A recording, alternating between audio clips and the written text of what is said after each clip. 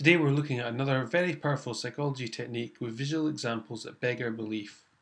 Welcome, this is episode 17, it's Secrets of Psychology 3, Perceptual Contrast. Let's have a look at this image. You would really think that the car on the right hand side is much smaller than the one on the left hand side. This is quite incredible really, but the cars are all the same size, believe it or not. I'm not sure quite how this works, but I think it's something to do with the angle and how they're kind of stacked upon each other, but it's an absolutely incredible image. And I had to get my ruler out and really measure centimetre for centimetre the difference in the cars, but there's actually none. It's quite an astounding image.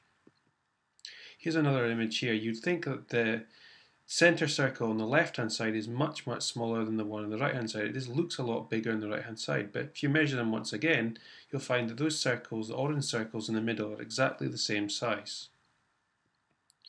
If we look at this railway track, you'd think that the yellow line above is much wider than the yellow line below, but the actual fact of the matter is again that they're exactly the same size.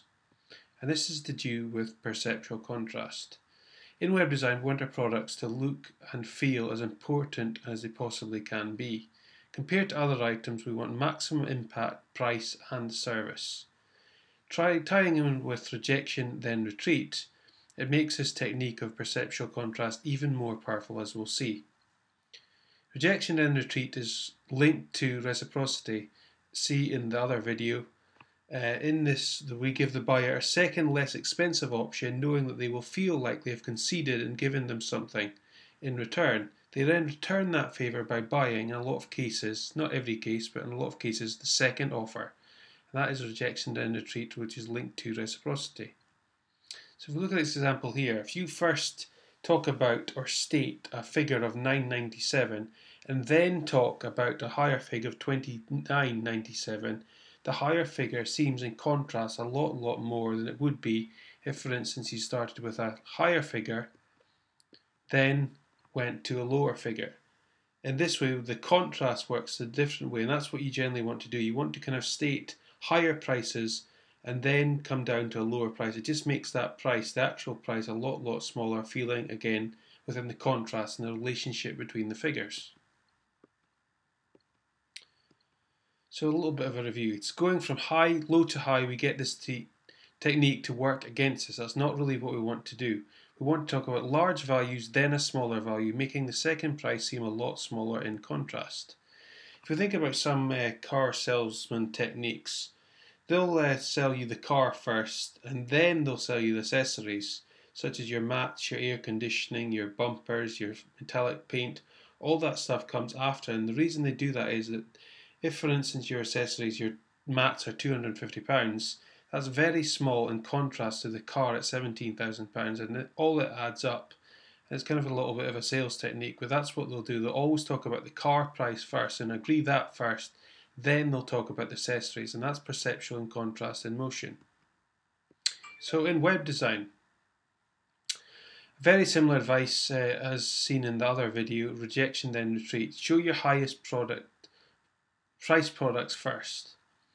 This will make the buyer feel that they are getting a great deal in product in contrast to the more expensive other items.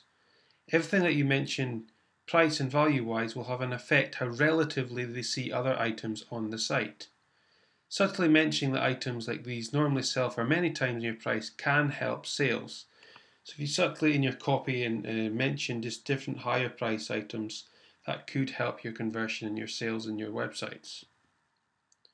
Never lie about price, but perceptual contrast can help your business. Show your highest price first, or make apparent the highest priced items. If we look at this example here, there's two rows, and you can see the kind of bottom of the first row there where the prices, and then we've got the second row with the images. And that I would put, well, as you can see, there's a suit there for £444, and that's the most expensive suit on that page. And it's not really that clear. They've got to go in the second row to get that higher price item. What I would do is put that on the front row and probably invert the prices so the higher price start first. That way the people will see the cheaper suits and hopefully, I'm getting a great deal here. That's what they'll be thinking. I'm getting a great deal. This is a lot cheaper compared to the higher price suit. And that's perceptual contrast again in action. You can also show discounts. You've probably seen in many sites a lot of internet marketing nonsense. They've got this 97, 67, then finally the 37, but they'll have tested that and that will work in their domain. So always show a discount if possibly you've got one in your websites. Okay, that's a short video for today. I hope that helps. And perceptual contrast and motions, really powerful psychology technique, and thanks for watching. Keep up with the shows. The best way is probably on Twitter. My personal account is Johnny Mac, and there's the web payload account. There's also the RSS feed, and there is also traditional email, which is a great way to keep up with the shows. Thanks.